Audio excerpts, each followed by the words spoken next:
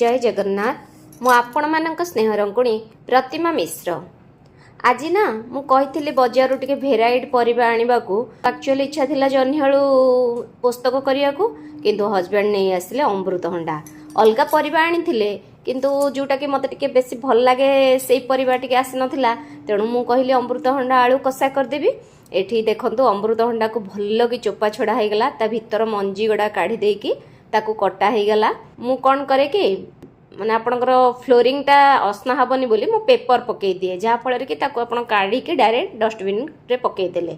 अमृतभंडा कटा सरी गला ताकू भल्ल कि धुआ हेकी ताकू छाणी देकी रखीदेली।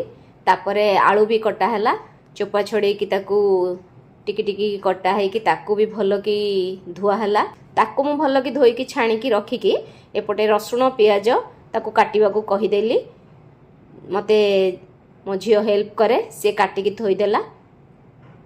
सेपटे कटा सरीगला मु एपटे बसई देली करेई रे तेल तेल तातीगला तातिलाठू मु सेथिरे जीरा फुटई देली। जीरा भल्ल कि फुटीगला परे से जो कटा होइथिबा पियाज रसुण को सेथिरे पकेकी भल्ल कि जारी देली। पूरा रेडिश दिसिबा परे अमृतभंडा पकेकी लुण हळदी पकेकी भल्ल कि ताकू घांटी देली। तापरे 2 प्रकार करी पाउडर गोटे चिकन पाउडर 2 प्रकार मसला गुंड पकेइली पकेकी ताकू भल्ल कि मिसई देली गोळेई देली। पूरा टिके कसी हो गला मु ताकू प्लेट घोड़े देकी ढांकुणी घोड़े देकी ताकू रखिली। आउ थरे भी भल्ल कि कसिली तापरे आटलास्ट पानी दे देली आउ सिझेवाकू ताकू पुणी थरे घोड़णी घोड़े देकी रखीदेली। देखंतु आटलास्ट केते सुंदर अमृतभंडा आलू कषा तरकारी प्रिपेयर हो गला। आपण मैंने यहाँ रुटी सहित खाई पारे गरम भात रे डाली करथिबे सांगरे खाइबे बहुत बढ़िया लागिबो।